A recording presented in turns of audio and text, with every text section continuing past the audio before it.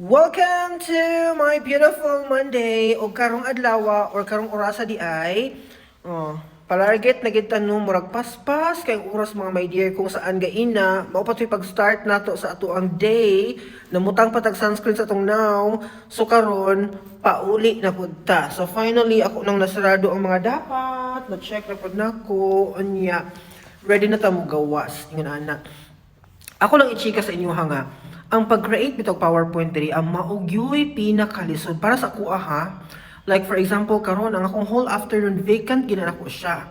Mo ni akong perfect time to make my PowerPoint.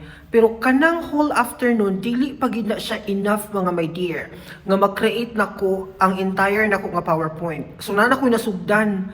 Pero naay mga part nga di pa gid ko confident nga murag di man ni siya maayo pa kaayo, kulang pa. So ako pa gina siyang i-revise, ako pa gina siyang nilay-nilayan unyang gabi, mag-emote na po ko ano yung gabi para gid ma-finalize siya nga muswak siya sa ako ang learners ana niya. Na ako giplano nga activity nga i-apply, hopefully himuan na tog paagi unyang gabi before ta katulugon, and then ugma pag ginako na sa kadlawon i-polish totally ngun ana gid akong routine diri every week. Okay? Gihangak ta no. I just want to share to you my Monday. Aside from that, nganong favorite nako ang Monday kay ngano, ang ako mangong lesson diri ang pinaka-start nako nga itudlo nako ang new lesson is Tuesday. So ugma nako ang pinakauna. Every Tuesday gid ko mag-start sa ako ang first lesson or new lesson kumbaga. So motuyok ba ang adlaw? So pag Monday ana, ibig sabihin bisag wala na ko na practice sa Saturday o Sunday, nalagangan siya 2 days. But since ako na siyang na-discuss from Tuesday to Friday, pag abot anag Monday mga my dear, pagkalami sa kong pagka-deliver, wala ko nang hinambog ha. Pero ang mastery level ba, kanang as in ang flow bitaw sa ako ang discussion mo, ka-smooth kaayo, niya ang akong pag-deliver, kontrolado, kay ang tendency manggwad, once dili pa kay ta sure sa atong lesson, magkanga-kanga ta, magputol-putol ang atong pagka-deliver. But once imo na maguna siyang na-deliver mga my dear, when na-practice na nimo siya for a week, pag abot sa Monday, pagka-smooth ka sa akong pag-deliver, so nahuman gid ang morning ang akong topic last week.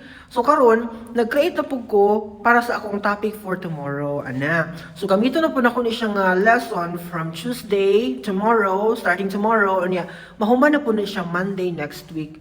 So yung ana ang flow diri sa ako ang case ha. But balik ta sa pinaka main point, ang pag-create of PowerPoint is one of the most difficult thing that you have to handle here.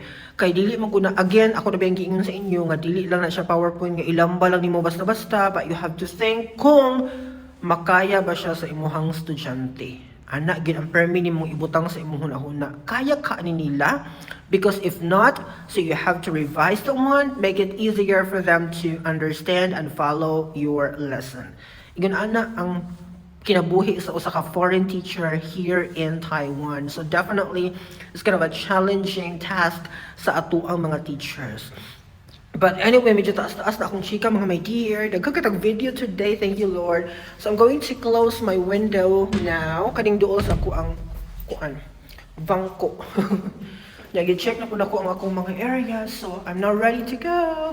Thank you, Lord, for this beautiful day. Bye-bye, everybody. See you again tomorrow for another conversation. Bye.